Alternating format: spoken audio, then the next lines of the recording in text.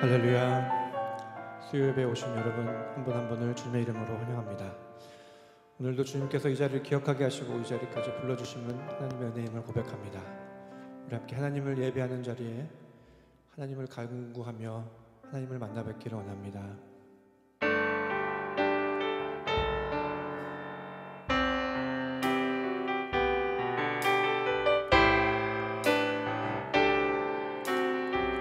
나는 하나님을 예배하는 예배자입니다. 나는 하나님을 예배하는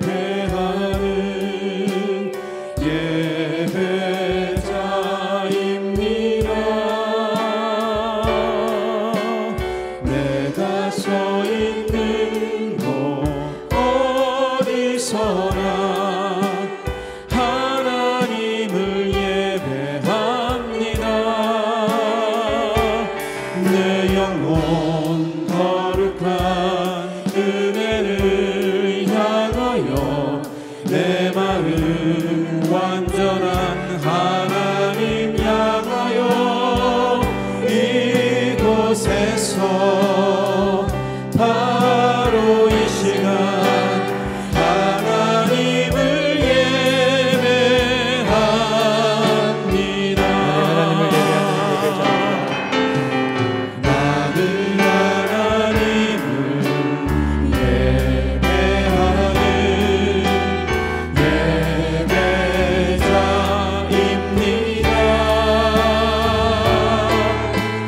내가 서 있는 곳 어디서나 하나님을 예배합니다. 내 영혼 거룩한 은혜를 향하여 내 마음 완전한 하나님 향하여 이곳에서 바로 이 시간 하나님을 이번에는 우리 손을 들고 나는 하나님을 예배하는 예배자입니다. 함께 찬양하겠습니다. 나는 하나님을 나는 하나님을 예배하는 주님 예배자 여기 있습니다. 예배자입니다. 내가 서 있는 곳 어디서나 하나님을 예배합니다. 하나님을 예배합니다. 내 영혼 거룩한 은혜를 향하여 내 마음 완전한 하나님 향하여 이곳에서 바로 이 시간 하나님을 예배합니다. 내 영혼 거룩한 은혜를 향하여 내 영혼 거룩한 은혜를 향하여 내 마음 완전한 하나님 향하여 이곳에서 바로 이 시간 하나님을 예배합니다. 이곳에서 바로 이 시간 이곳에서 바로 이 시간 하나님을 이곳에서 예배합니다. 우리 주 하나님을 찬양합니다.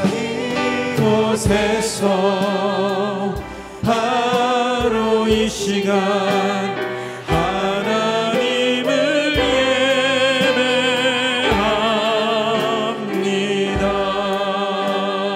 예배합니다. 우리 예배를 위해서 함께 기도하겠습니다. 세상에는 참 많은 예배가 있습니다. 그러나 우리는 하나님만을 예배할 것입니다. 그러기 위해 우리가 주님을 더욱 알기를 원합니다. 주님, 우리의 눈으로 주님을 보기를 원합니다. 주님을 대면하기를 원합니다. 하나님이 모세에게 말씀을 주시고 기적을 행하셨듯이 오늘도 우리 예배 가운데 하나님의 음성을 듣고 순종하게 하시며 하나님의 역사가 일어나게 하여 주시옵소서. 이렇게 간절한 마음을 함께 기도하시겠습니다. 하나님 아버지, 정말 감사합니다.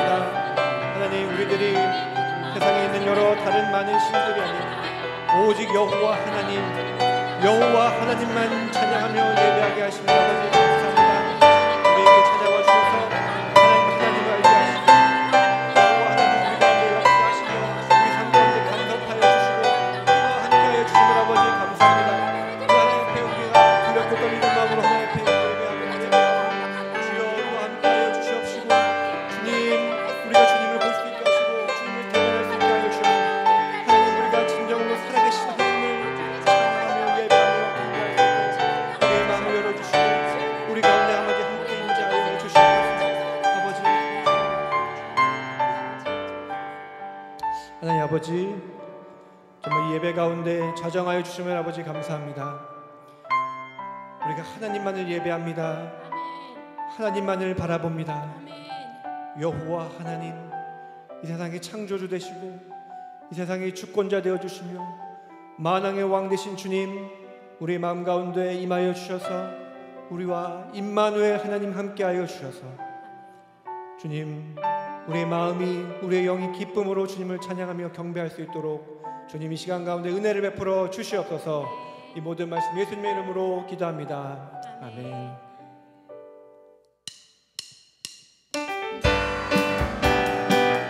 힘차게 박수시면서 우리 말씀 붙들고 찬양합니다. 주님 약속하신 말씀 위에서 영원토록 주를 찬송하리라. 소리 높여 주께 영광 돌리며 약속 믿고 굳게 서리라. 굳게 서리, 영원하신 말씀 위에 굳게 서리. 그 말씀 위에 굳게 서리라. 주님 약속하신 말씀 위에서 세상 영년에게 없음할 때에 용감하게 눈서 싸워 이기며 약속 믿고 굳게 서리라. 굳게 서리, 영원하신 말씀 위에 굳게 서리. 굳게 서리, 그 말씀 위에 굳게 서리라. 주님 약속하신 말씀 위에서 영원하신 주의 사랑이 믿고 성령으로 힘써 싸워 이기며 약속 믿고 굳게 서리라. 굳게 서리, 영원하신 말씀 위에 굳게 서리. 굳게 서리, 그 말씀 위에 굳게 서리라. 주님 약속하신 말씀 위에서 성령 인도하는 대로 행하며 주님 품에 항상 힘쓰 얻으며 약속 믿고 굳게 서리라. 아멘. 굳게 서리, 영원하신 말씀 위에 굳게 서리. 굳게 서리, 그 말씀 위에 굳게 서리. 다시 한번 굳게 서리. 굳게 서리, 영원하신 말씀 위에 굳게 서리. 굳게 서리, 그 말씀 위에 굳게 서리라. 굳게 서리, 영원하신 말씀 위에 굳게 서리, 영원하신 말씀 위에 굳게 서리. 굳게 서리, 그 말씀 위에 굳게 서리라.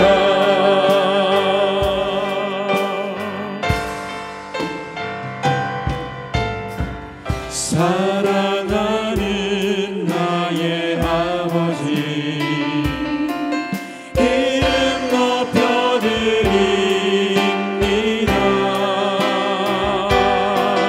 주의 나라 찬양 속에 임하시니 능력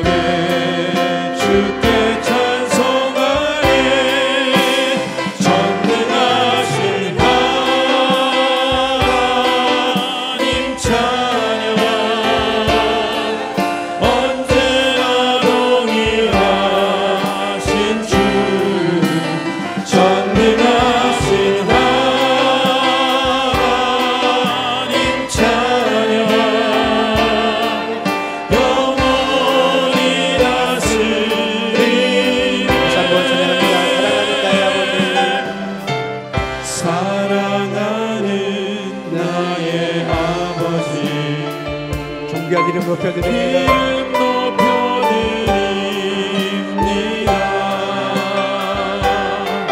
주의 나라 찬양 속에 임하시니 능력의 주께 찬송하네.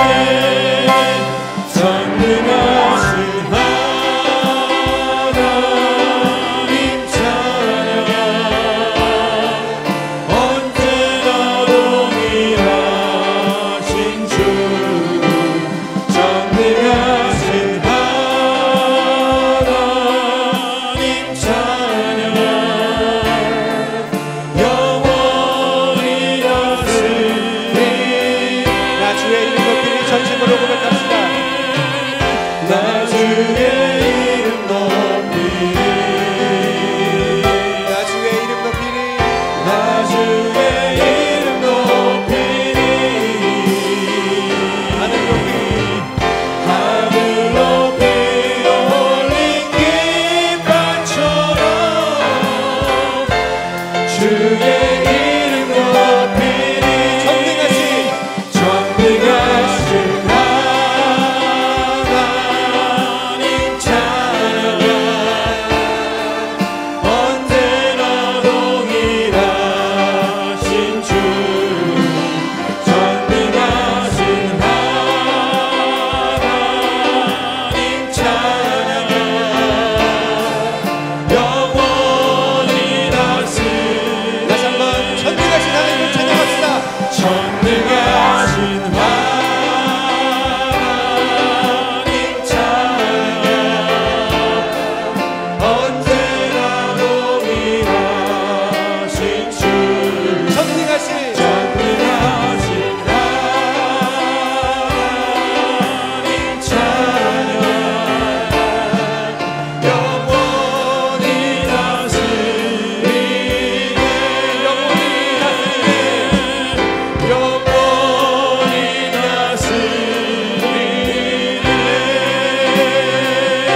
우리 왕신 주님께 영광의 박수를 드리겠습니다. 아버지 감사합니다. 우리를 다스려 주시고 통치해 주시고 우리의 왕 되심을 감사합니다.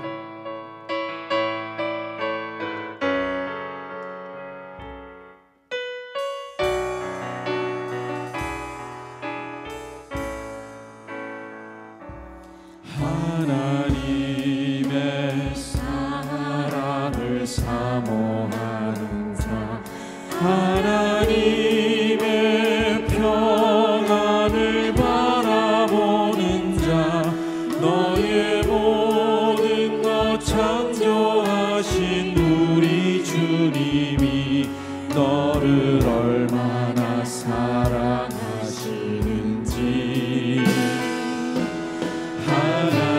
하나님께 찬양과 경배하는 자 하나님의 선하심을 닮아가는 자 너의 모든 것 창조하신 우리 주님이 너를 위하여 살으셨네.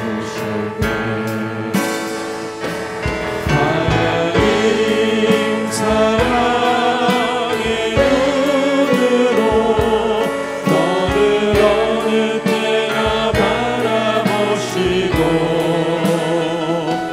하나님 인자한 귀로서 언제나 너에게 기울이시니 어두움에 밝은 빛을 비춰주시고 너의 작은 신음으로 응답하시니 너는 어느 곳에 있든지 주를 향하고 주만 바라볼 하나님 사랑의 눈으로 우리를 어느 때나 바라보십니다. 하나님 사랑의 눈으로 너를 어느 때나 바라보시고 하나님 인자한 귀로 하나님 인자한 귀로서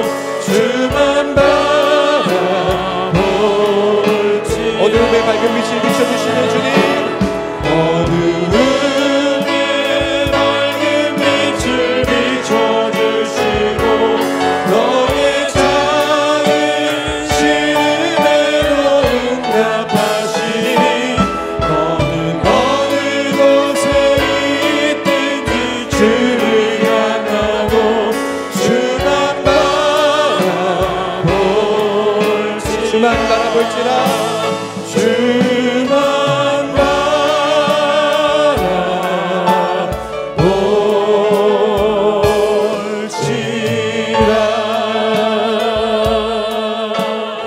다시 한번 주님께 함께 기도하시겠습니다. 풀은 마르고 꽃은 시드나 주의 말씀과 약속은 영원합니다. 그 굳건한 말씀 위에 우리의 믿음이 더 굳건하게 하여 주시옵소서. 우리 삶의 주권을 주님께 내어드립니다.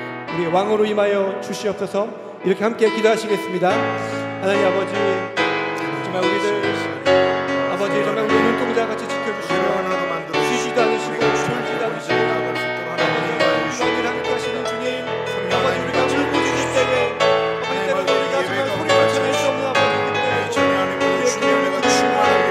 응답하시는 주님, 아버지 예배드리는 하나님 가운데 같이 하시고 성령 하나님 만져주시는 기도하며 성령 하나님 같이 하여 주시옵소서. 성령 하나님 같이 하여 주시옵소서. 하나님 아버지 같이 하여 주시옵소서. 땅을 바라보지 않게 하시고 신앙을 바라보지 않게 하십시오. 아버지 아버지 같이 하여 주시옵소서. 아버지 우리 마음 가운데 왕이 마시는 간절히 소원합니다. 주님 함께하여 주시옵소서. 전능하신 주님, 우리를 늘 눈동자와 같이 지켜보시고 보호하시는 주님 감사합니다. 우리의 작은 신음 같은 기도도 들으시고 응답하시니 그것 또한 감사합니다. 때로는 주님의 응답이 우리가 원하는 때에 오지 않아 답답할 때도 있습니다. 그러나 주님은 신실하시고 선한 분이십니다. 아멘. 그래서 우리에게 가장 필요한 때에 역사하시고 아멘. 선하게 이루심을 믿습니다. 아멘. 우리 예배 가운데 함께하여 주셔서 감사합니다. 아멘. 우리 호흡이 있는 동안 주님을 찬양하게 하여 주시옵소서. 아멘. 하나님의 하나님 되심을 찬양하게 하시고 아멘. 하나님의 행하신 일들을 높여 경배합니다. 아멘. 주님 말씀을 전하실 김인철 목사님 함께하여 주시옵소서. 아멘. 주님 앞에 두렵고 떨리는 마음으로 서니 그의 영과 혼과 육을 주관하여 주시기 기도합니다. 아멘. 또한 그 말씀을 듣는 우리에게 주의 말씀을 통하여 진리가 안돼 자유함을 얻게 하여 주시옵소서. 아멘. 살아계신 예수님의 이름으로 기도드렸습니다. 아멘.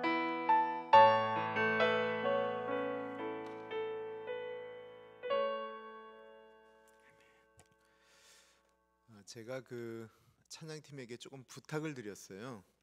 수요일 날 찬양을 좀 더 했으면 좋겠다라는 말씀을 드렸고요. 그리고 기도도 좀 더 했으면 좋겠다라고 말씀을 드렸습니다. 하나님께서 오늘 우리에게 주시는 말씀은 출애굽기 4장 24절에서부터 31절까지 말씀입니다. 출애굽기 4장 24절에서부터 31절 우리 교독하겠습니다. 모세가 길을 가다가 숙소에 있을 때에 여호와께서 그를 만나사 그를 죽이려 하신지라. 십보라가 돌칼을 가져다가 그의 아들의 포피를 베어 그의 발에 갖다 대며 이르되 당신은 참으로 내게 피 남편이로다 하니 여호와께서 그를 놓아 주시니라. 그때에 십보라가 피 남편이라 함은 할례 때문이었더라. 여호와께서 아론에게 이르시되 광야에 가서 모세를 맞으라 하시매 그가 가서 하나님의 산에서 모세를 만나 그에게 입맞추니 모세가 여호와께서 자기에게 분부하여 보내신 모든 말씀과 여호와께서 자기에게 명령하신 모든 이적을 아론에게 알리니라. 모세와 아론이 가서 이스라엘 자손의 모든 장로를 모으고 아론이 여호와께서 모세에게 이르신 모든 말씀을 전하고 그 백성 앞에서 이적을 행하니 백성이 믿으며 여호와께서 이스라엘 자손을 찾으시고 그들의 고난을 살피셨다 함을 듣고 머리 숙여 경배하였더라. 아멘. 제가 기도할 때 그 특별히 자녀들을 위해서 기도할 때 꼭 하는 기도가 있습니다. 만나야 될 사람을 꼭 만나게 하시고 만나면 안 될 사람들은 비껴나가게 해달라고 하는 기도입니다. 이거는 제가 우리 교회 어른들도 그렇지만 자녀들을 위해 기도할 때는 뭐 다 하시는 것처럼 제가 빼놓지 않는 기도입니다. 저는 세상에 만남의 축복처럼 복된 것이 없다라고 생각합니다. 우리의 인생이라고 하는 것은 만남으로 시작해서 만남으로 끝나죠. 태어나자마자 부모님을 만나고 자라면서 친구도 만나고 선생님도 만나고 배우자도 만나고요. 부모는 자녀도 만나고 교인도 만나고 목사도 만나고 그리고는 죽음을 만나게 됩니다. 저희 교회 재작년에 한 6개월 정도 있었던 김우성 집사 기억나세요? 아까 불렀던 나는 하나님을 예배하는 걸 조그만 자기 아들 지율이와 함께 특송을 했던 김우성 집사, 지금 대학교 교수가 되었는데 때때마다 이렇게 한 주간에 있었던 이야기들을 이렇게 아주 굉장히 길게 정성스럽게 메일로 보내줘요.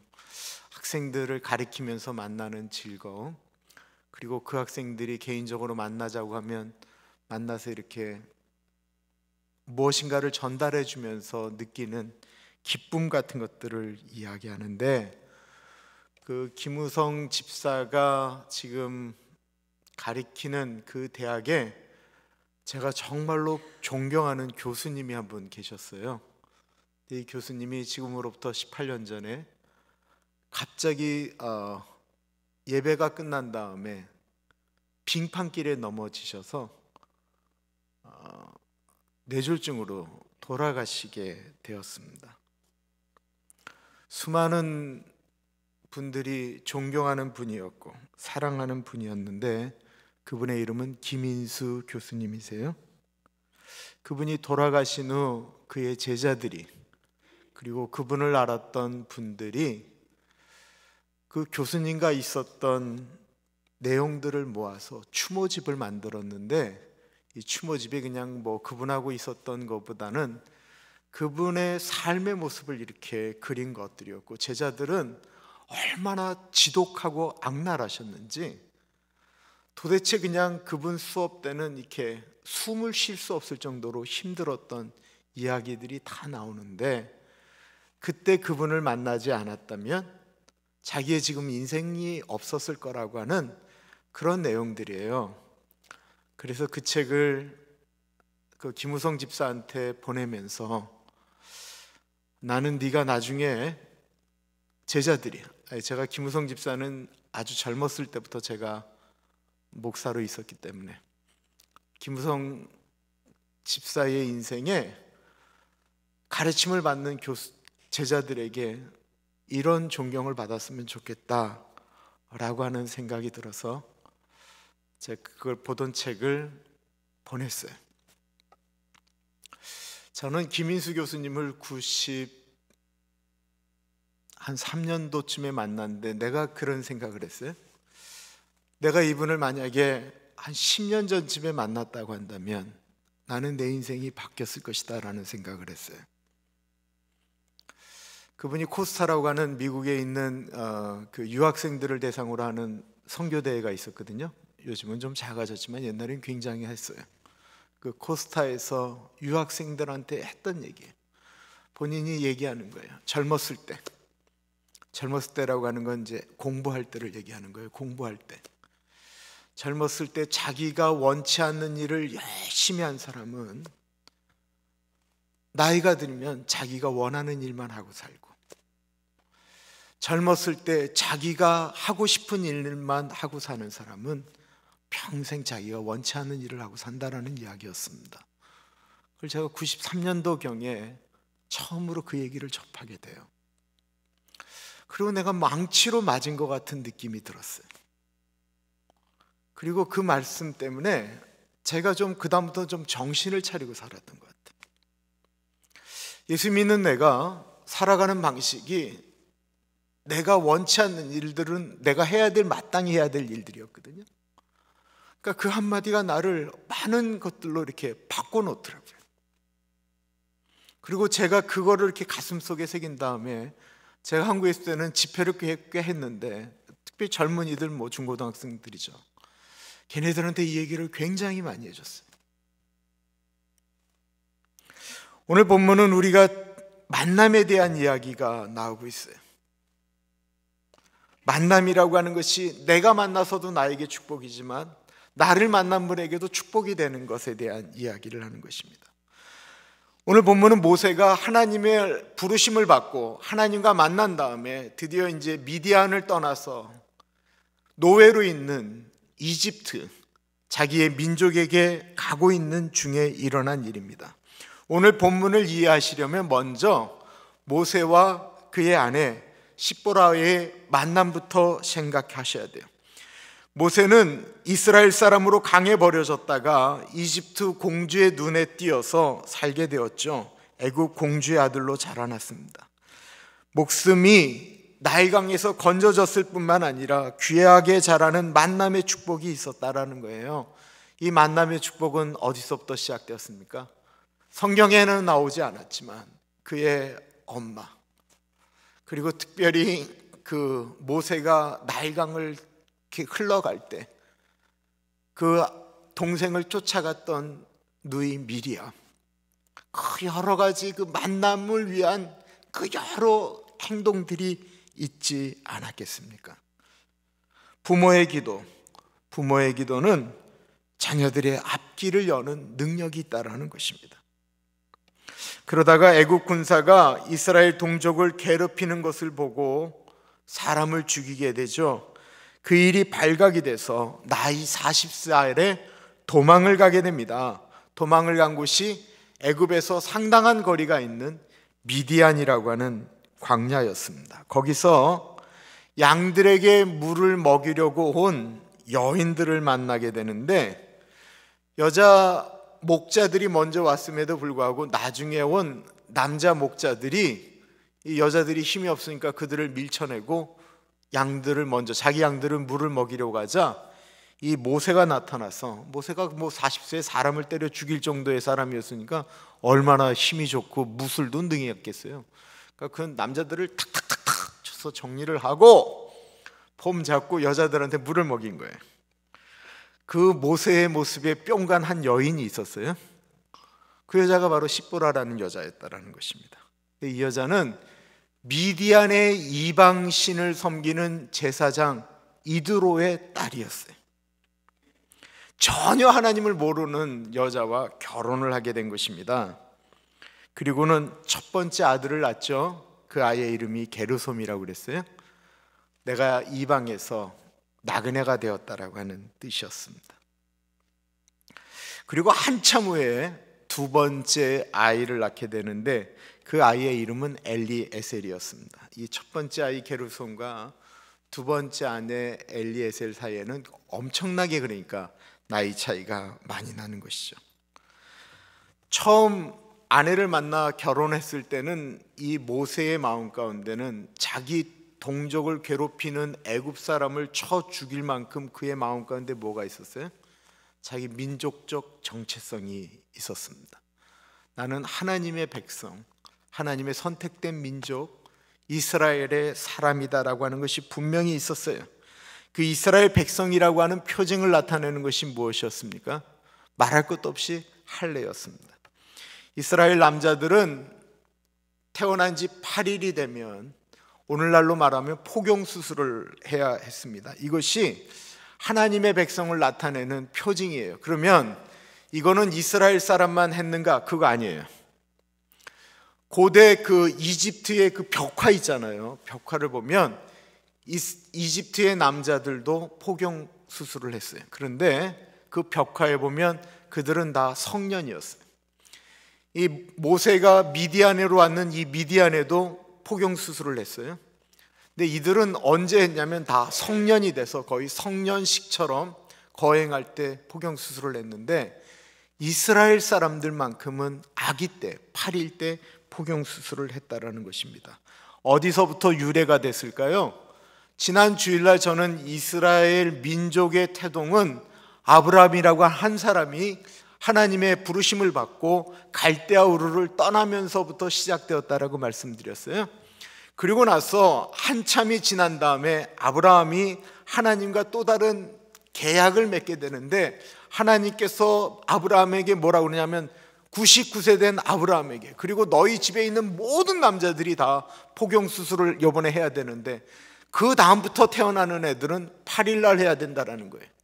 그리고 이것을 하지 않는 사람들은 너희 민족 가운데 끊어진다라는 거예요. 창세기 17장 볼게요. 하나님이 또 아브라함에게 이르시되 그런즉 너는 내 언약을 지키고 내 후손도 대대로 지키라. 너희 중 남자는 다 할례를 받으라. 이것이 나와 너희와 너희 후손 사이에 지킬 내 언약이니라. 너희는 포피를 베어라. 이것이 나와 너희 사이에 언약의 표징이니라.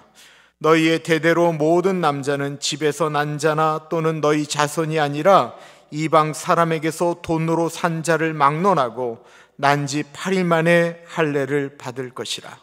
너희 집에서 난 자든지 너희 돈으로 산 자든지 할례를 받아야 하리니 이에 내 언약이 너희 살에 있어 영원한 언약이 되려니와 할례를 받지 아니한 남자 곧 그 포피를 베지 아니한 자는 백성 중에서 끊어지리니 그가 내 언약을 배반하였음이니라.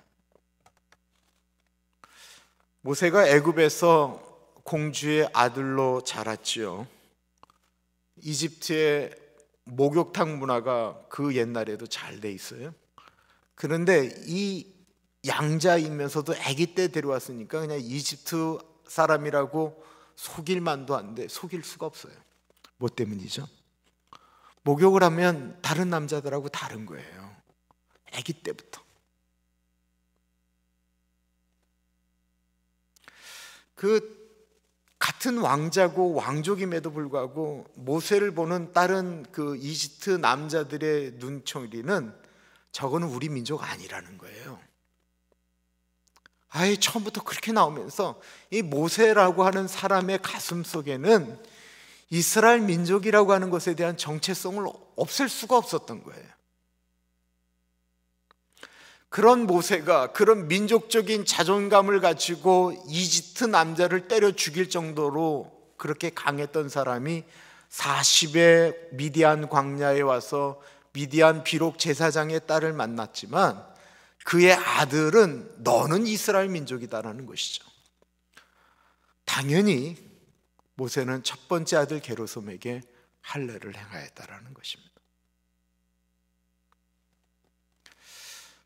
처음 결혼하면 여자들은 다 착해요, 그죠? 거의 그랬던 것 같아요. 저희 집사람도 옛날엔 착했어요. 그때는 제가 말하면 알아서 하세요, 뭐 다 이랬던 것 같아요. 그러니까 미디안 문화는 아닌데 분명히 처음에는 그 모세가 하는 것들을 이렇게 다 들어줬을 것이다라는 것입니다. 그렇지만 미디안 여인의 입장에서는 이해를 못하는 거죠. 그리고는 한참의 시간이 흐른 다음에 두 번째 아이가 태어났습니다. 모세도 시간이 지나면서 이스라엘 민족적 자기 정체성은 흐려진 지 이미 오래가 됐죠. 뭐 제사를 한번 드렸겠어요? 예배를 드렸겠어요? 그런 거 다 사라지기 시작했고, 여자도 시간이 지나면 여자들한테 이 남성 호르몬이 나온다고 그러잖아요.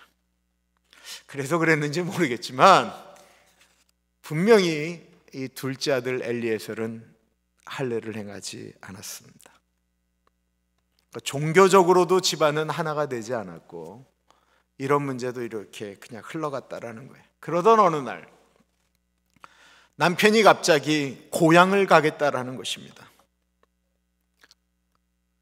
40세에 만났을 때 야망을 가지고 내가 이집트의 왕자였는데 내가 내 백성을 구하려고 가겠다라고 얘기를 해도 이게 무슨 꿈꾸는 얘기 같은데 나이 80에 갑자기 고향으로 돌아가겠다라는 거예요.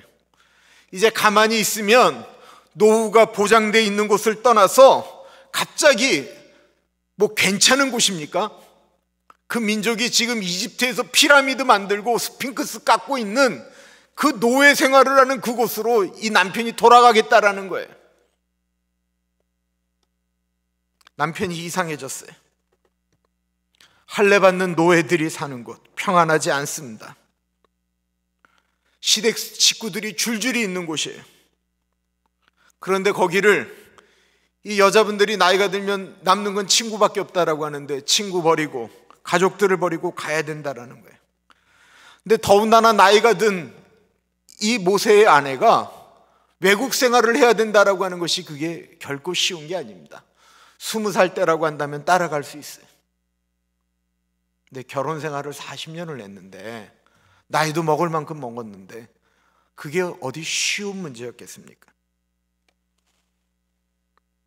그러니까 그 쫓아가는 그 느낌에는 여러 가지 불편함과 갈등적인 요소가 얼마나 많았겠습니까? 그래도 남편이 간다고 하니까 따라가기는 따라가는 거예요. 애굽으로 가는 여정에 오늘 본문의 말씀이 일어난 것인데요, 오늘 본문이 출애굽기의 가장 난해한 구절이라고 보통 일반적으로 얘기를 해요.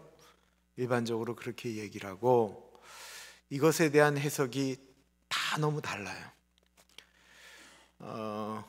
이스라엘 랍비들이 해석하는 내용도 다 달라요.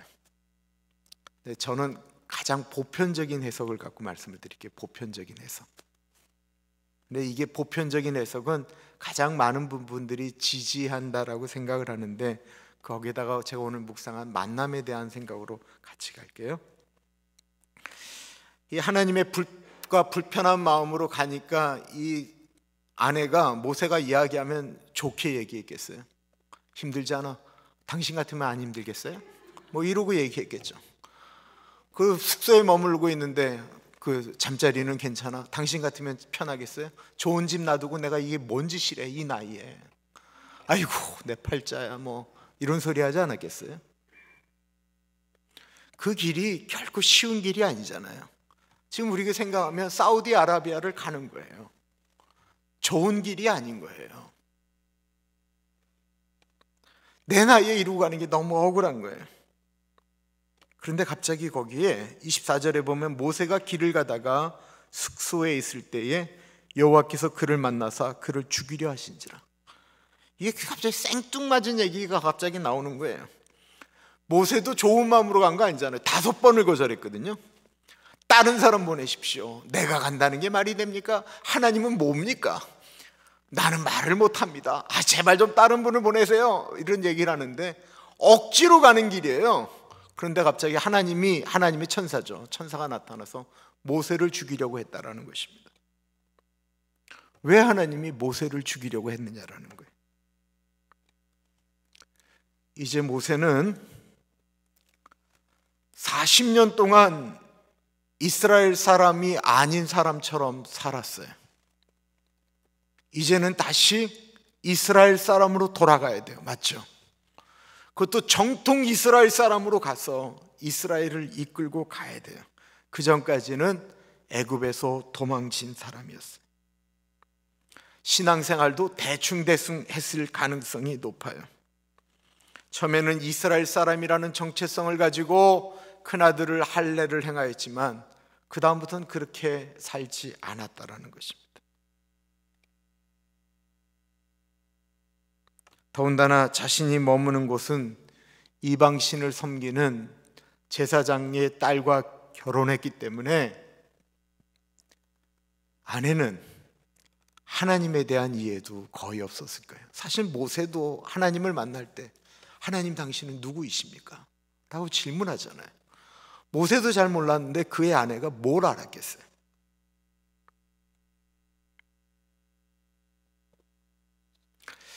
모세에게 지금 필요한 것이 있다고 한다면 하나님의 사람으로서의 정체성이에요. 우리도 때때마다 하나님 앞에 우리 자신을 다시 한번 돌아봐야 돼요.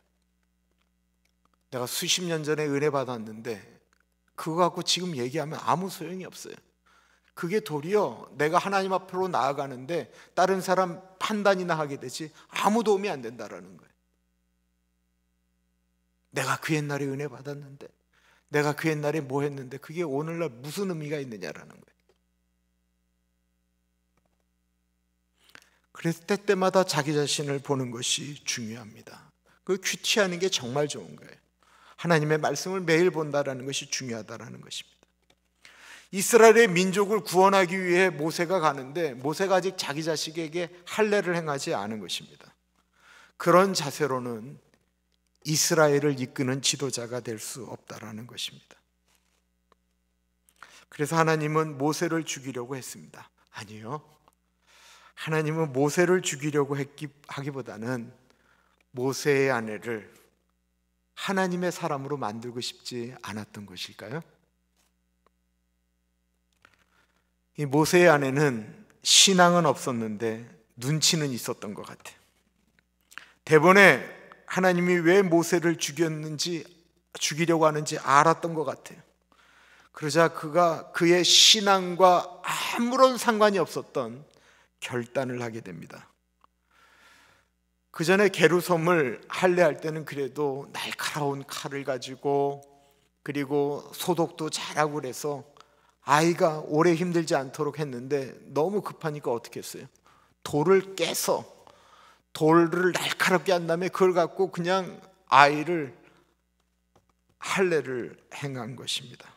25절부터 26절이에요.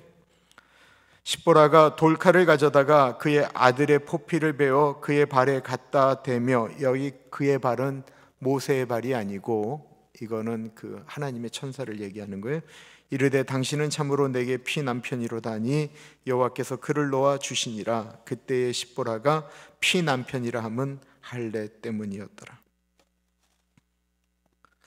그 전까지 모세의 아내 십보라는 이스라엘 남편의 아내, 그 정체성은 하나도 없었습니다. 그냥 미디안의 여인이었던 거예요. 어쩌면 모세가 이스라엘의 남자라고 하는 사실이 좋아하지 않았던 것 같아요. 그러지 않았겠어요? 이스라엘 남자가 우리가 보기에는 하나님의 선택된 민족이라고 얘기하는데, 미디안 여인의 눈에는 그냥 이집트의 노예인 거예요. 노예 출신을 누가 남편이라고 얘기하면서 좋아하겠어요? 그게 아니기를 도리어 원한 것이죠. 그래서 이 십보라는 모세가 그냥 미디안의 남자로 살기를 원했던 것입니다. 그가 믿는 하나님을 섬기기보다는 그냥 미디안의 신을 섬기는 사람으로 살기를 원했던 것입니다. 그런데 여러분, 하나님을 경험한 사람이 다른 신을 섬기면서 살 수가 있습니까? 그러니까 이 가정 가운데 얼마나 남모를 아픔과 갈등이 있었겠어요. 근데 이 순간 자신의 모든 것들을 내려놓게 됐다라는 것입니다. 그때 아름다운 연합이 이루어지게 됩니다. 이는 내 피남편이라고 이야기합니다. 이것에 대해서도 여러 가지 해석을 해요. 그 남편 모세를 흘기면서 어이구 저 원수, 당신은 내 피남편이야 라고 해석하며 말씀하시는 분도 계세요. 저는 40년 전에 우물가에서 눈이 맞아서 결혼한 사람이었어요. 그때는 그 모습이 다 좋았던 것 같은데 가면 갈수록 그런 것들은 식어가기 시작하잖아요. 내 자신의 어떤 것들을 내려놓는 순간, 고집을 내려놓는 순간 40년을 산 남편이 이제는 정말 혈맹처럼, 피를 나누는 사람처럼 다가오기 시작했다라는 것입니다.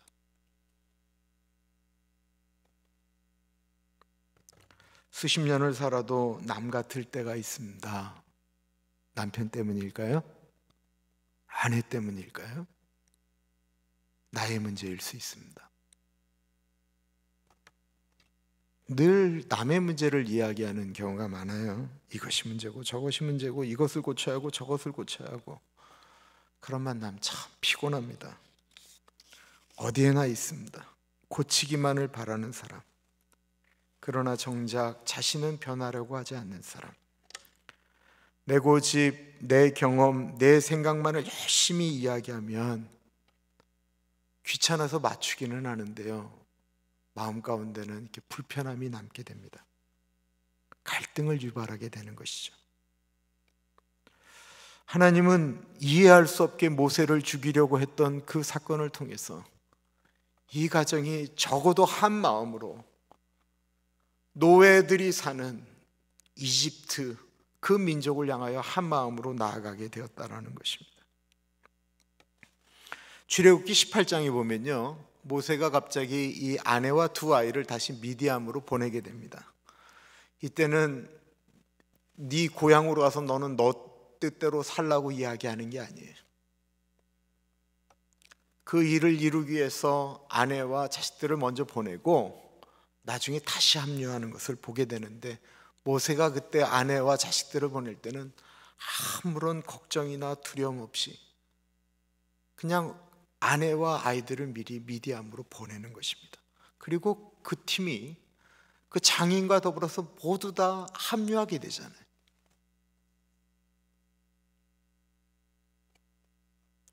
하나님이 허락하신 만남이라고 한다면 그 만남이 축복이 될 수 있도록 그 만남을 위해서, 그 만남의 소중함을 위해서 내가 내려놔야 될 것들은 내려놔야 돼요. 나는 하나도 희생하지 않으면서 맞추라고 얘기하면 그거 정말 어려워요. 이제 모세를 하나로 만드신 하나님이 40년 동안 그 공동체를 떠났던 모세를 맞이하기 위해서 다른 한 사람을 세우게 됩니다. 그 사람은 다름이 아닌 형 아론이죠. 아론과 모세는 3살 차이가 있었습니다. 27절 볼게요. 여호와께서 아론에게 이르시되 광야에 가서 모세를 맞으라 하시매 그가 가서 하나님의 산에서 모세를 만나 그에게 입맞추니. 이 하나님의 산을 보통 호렙산이라고 이야기하잖아요. 이집트에서 굉장히 먼 산이에요. 하나님이 형 아론에게 모세를 맞으라고 하는 거예요. 아론은 모세처럼 하나님 나 보내지 말고 딴 사람 보내서 이러지 않았어요. 아론이 놀랍게도 즉시 순종했다라는 것입니다. 아론이 말씀드린 것처럼 모세보다 나이가 많았어요. 그럼에도 불구하고 하나님이 명령하니까 모세를 맞이하러 갔다라는 거예요. 하나님 앞에 무슨 자존심이 있어요? 먼 고센 땅 시나이 광야를 거쳐서 호렙산까지 83세의 어른이 그 길을 갔다라는 것입니다. 그리고 거기서 모세를 만나지요. 하나님이 가라고 하시니 동생인데 내려가서 만났고 그 순종으로 죽을 때까지 아론은 모세 곁을 지키게 됩니다. 28절이에요. 모세가 여호와께서 자기에게 분부하여 보내신 모든 말씀과 여호와께서 자기에게 명령하신 모든 이적을 아론에게 알리니라. 하나님이 행하시는 일에는 축복이 있습니다.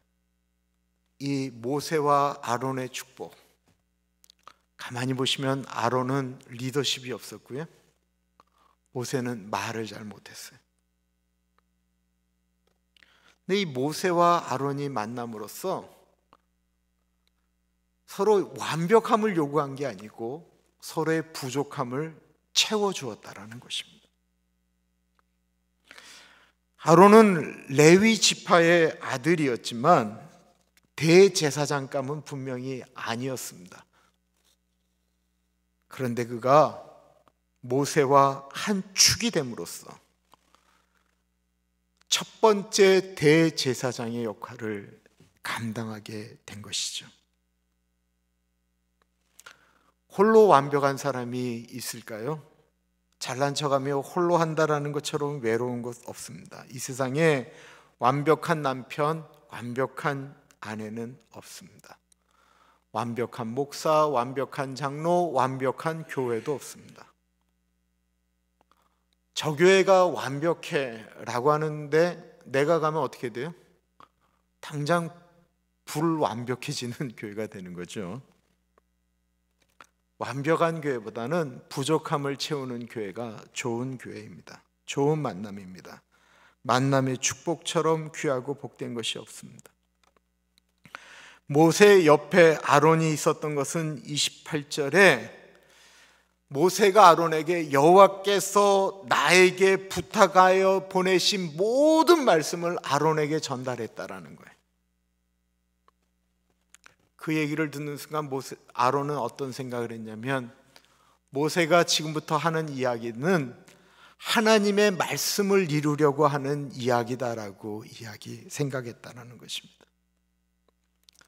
이 아론의 마음 가운데 있었던 것은 모세가 했던 그 하나님의 이루려고 하는 말씀을 이루겠다라고 하는 마음이 있었던 거예요. 그것 때문에 자존심을 내려놔요.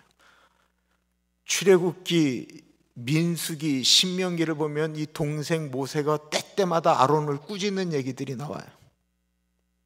네가 왜 그렇게 했느냐라고 표현되어지는 내용들이 많아요. 그때마다 아론이 모세에게 이 백성들을 아시지 않습니까? 뭐 이러면서 동생에게 자기의 모든 것들을 내려놓고 이야기하는 모습을 종종 보게 됩니다. 무엇 때문이죠? 사명 때문에 그랬습니다. 자기 감정이나 자기 생각보다는 하나님의 뜻 때문에 그 일을 감당하는 사람들. 교회 일을 하다 보면 얼마나 자존심 상하는 일들이 많은지 모르겠어요. 얼마나 내 생각과 다른 일들이 많은지 모르겠어요. 그럼에도 불구하고 교회가 돌아가는 이유는 내 생각이나 내 감정보다는 하나님께서 나에게 주신 일이지, 하라고 하시는 일이지 라고 생각하면서 그 일을 인내하는 분들 때문에 교회가 돌아가는 것입니다. 교회 일에 무슨 보이는 상급이 있나요? 그러나 하나님을 경외하고 하나님의 말씀이기 때문에 순종하는 사람에게 있는 상급은 하늘에 있다라는 것입니다. 저는 목사의 아들로 한참 엇나갔던 사람이었습니다. 그러다가 예수님을 만난 후 92년도에 농촌 전도를 가는데 사람이 부족하다라는 거예요. 그때 제가 예수님 만난 다음에 거의 미친 듯이 일할 때라 교회 일도 엄청나게 바빴는데 농촌 전도를 가는데 전도팀이 부족하다. 그 얘기에 제가 월요일부터 토요일까지 하는 원주의 농촌 전도에 헌신을 하게 됩니다. 그 팀은 아는 사람이 없이 그냥 갑자기 이렇게 모인 사람들만 모였어요. 중학교 2학년짜리 아이, 그리고 뭐 또 어떤 여학생, 그리고 한 명이 있었는데 그분이 그때 잠깐 예일대학교에서 박사학위를 하는 와중에 잠깐 한국에 들어왔던 34살의 한 남자분이 거기에 이렇게 합류를 하게 돼요. 그분이 지금 한국에 있는 애써 기도운동본부 대표인 이용희 교수님이셨습니다. 제가 한 5, 6일 그분하고 있는 동안에 내가 너무 충격을 받았어요. 예수를 저렇게 믿는 사람도 있구나 라는 생각이 들었어요. 내가 그분한테 너무 큰 충격을 받았는데 이제 농촌 전도가 끝난 다음에 그분이 저한테 한 모임을 소개했어요. 월요일마다 나라와 민족을 위해서 기도하는 모임이 있는데 그 모임에 오지 않겠느냐라고 이야기하는 거예요.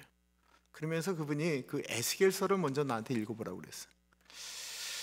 그 땅 백성은 완악하고 흉포해서 가난한 자들의 머리에 있는 티끌까지도 빼앗으려고 하고 라고 하는 그 에스겔서에 있는 말씀을 꼭 우리 대한민국 같았어요.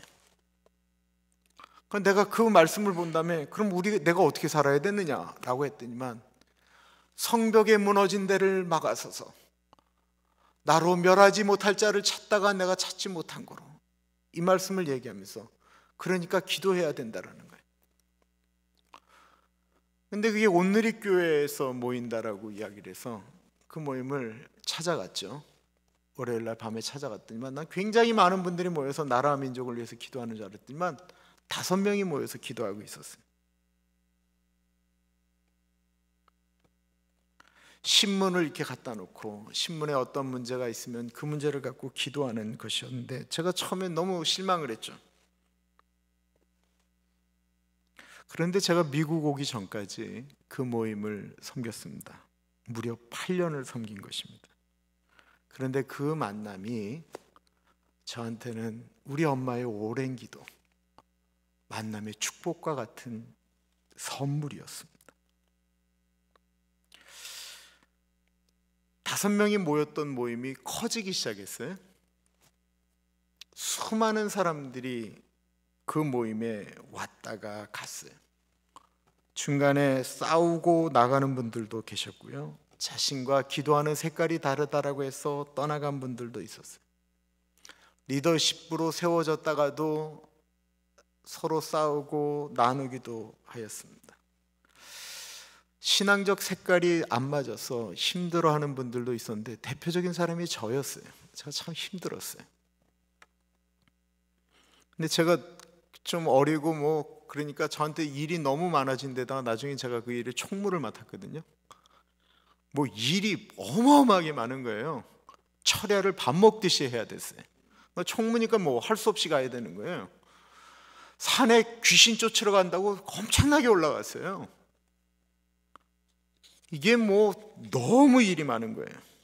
더군다나 그게 자원봉사자로 섬겨야 되는 일이니까 너무 힘들었고, 제가 결혼한 다음에 신학교를 가서 신학 공부하는 것도 어려운 데다가 교회 섬기고 그것까지 섬기려니까 정말 잠을 줄일 수밖에 없었어요. 월요일 날 밤에 아주 늦게까지 기도한 다음에 집으로 오는 일이 정말 힘들었습니다. 그리고 그 일을 하면서 자존심 상하는 일도 엄청나게 많았어요. 그런 생각이 들 때마다 처음에 그 만남을 가졌을 때 하나님이 나에게 주셨던 마음, 하나님이 나를 여기다 보내셨다. 그리고 내가 너무나도 오랫동안 예수님 모르고 예수님 버리고 살았던 삶에 대해서 그렇게 안 사는 삶에 사는 사람들을 통해서 나를 좀 훈련시킨다라고 생각을 하면서 내 마음이 갈등하고 어려울 때마다 그 모임을 처음 갔을 때 하나님이 주셨던 마음을 내가 계속 붙들려고 굉장히 애를 썼어요. 그 5명이 모일 때 그 모임을 처음 만들었던 분이 지금은 돌아가신 한동대 부총장이셨던 온누리교회 장로님이시죠. 박을용 박사님이셨어요. 근데 이분이 한국개발연구원이라는 KDI 원장으로도 계셨는데 제가 그 모임에 가면서 한국개발연구원이라는 걸 알게 됐어요. 그리고 제가 그 만남을 통해서 제가 미국 오기 전까지 이화여대에 있는 선교단체를 섬겼는데 그 선교단체의 간사로 내가 섬기게 되었어요. 그 만남을 통해서 그게 워낙 집회를 많이 했기 때문에 지금 한국을 이끄는 많은 목회자들을 거기서 다 만날 수가 있었어요. 평신도 리더십들, 저희 교회 왔던 조문상 교수나 이런 사람들을 다 그때 만난 거예요. 그 처음 5명 만났던 그 모임에 하나님이 저에게 주셨던 그 의미를 부여하고 섬겼더니만 그때 다 만난 거예요. 성악과 학생들을 만나는 모임을 만난 것도 그것 때문이었어요. 제가 의대생들 만나는 모임을 이끌었던 것도 그 모임 때문이었어요. 치대생, 간호대생들을 이끌었던 이유도 그 모임 때문이었어요. 그런데 그 시작은 92년도에 그냥 뜻하지 않게 갔던 농촌전도의 한 사람을 만나면서부터 시작되었다라는 것입니다. 제가 인생 가운데 잘한 것이 있다고 한다면 수많은 사람들이 만남과 헤어지고 만나고 헤어지고 하는데 그 첫 만남에 제가 의미를 부여했다라는 것입니다. 만남에 자기의 이기적인 생각만을 가지고 만남에 의미를 부여하면 하나님의 생각을 놓칠 수가 있습니다. 만약에 모세의 아내가 그때 그 모습 가운데 자기의 생각을 내려놓고 나가지 않고 자기 고집대로 했다고 한다면 위대한 모세는 없었을 수도 있고 그의 자손들이 모세의 계보로 한 민족을 이끌어가는 지도자가 안 되고 미디안에 그냥 사람들로 살다가 죽게 되었을 거예요. 아론이 40년 동안 떨어져 있던 그 동생과의 만남에 의미를 부여하고 그렇게 와서 하나님의 말씀이라고 하니까 그것을 마음속에 품고 자기의 자존심이나 이런 것들을 내려놓고 갖지 않았다고 한다면 아론은 결코 대제사장이 될 수 없었습니다. 우리에게 주신 만남, 가장 귀한 만남은 가족이에요. 가족은 진짜 중요한 만남이에요. 가족의 만남, 배우자의 만남, 이 만남, 나에게 준 자녀들, 그리고 하나님께서 나에게 주신 만남들, 하나님, 저는 이 만남에 의미를 부여하고 살겠습니다. 하나님이 왜 이렇게 만나게 하셨는지, 그러면서 거기서 하나님의 뜻을 발견하겠습니다. 우리 같이 기도하겠습니다.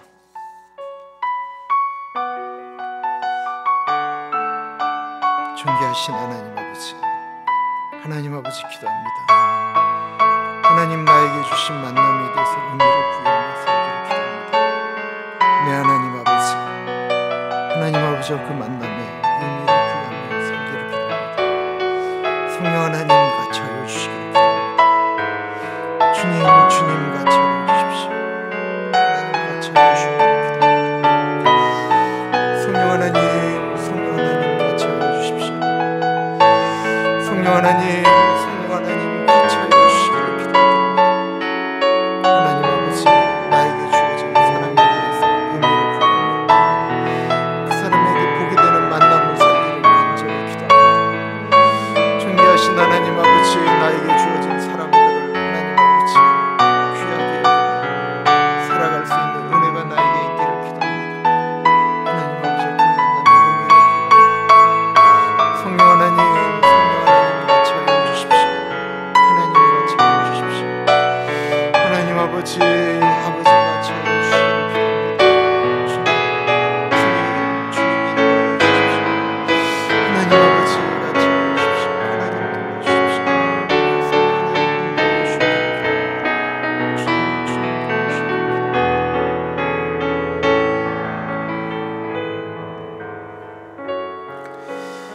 참으로 존귀하신 하나님 아버지, 모세의 아내 십보라가 자기의 생각을 내려놓고 맞추어갈 때 출애굽의 놀라운 여정이 시작되었던 것을 보게 됩니다. 아론이 형이었고 도리어 모세보다 더 하나님께 많은 예배를 드리며 살았던 삶이었지만, 하나님이 주신 말씀이라고 하는 그 삶의 말씀에 순종하여 그가 그의 길을 걸어갈 때 그가 대제사장, 첫 번째 제사장으로서 역할을 감당하였던 것을 보게 됩니다. 하나님 아버지, 우리에게 주어진 만남 가운데 아버지, 우리도 의미를 부여합니다. 이 만남을 통해서 하나님 아버지의 역사가 일어나기를 기대하며 소원하며 나아가는 우리들이 되어지기를 기도합니다. 그러기 위하여 주님, 내 생각을 내려놓고 아버지를 바라봅니다. 주님만 바라보며 살아가는 우리들 되어질 수 있도록 인도하여 주옵소서.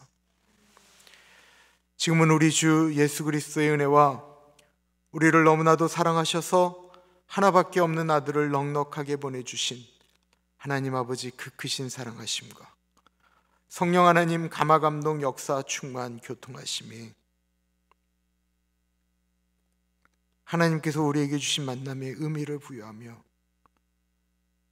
그 만남을 통해서 하나님의 놀라운 역사를 이루도록 나를 내려놓습니다 고백하는 사랑하는 주의 백성들 머리 위에 지금으로부터 영원토록 같이 하시길 간절히 축원하옵나이다. 아멘.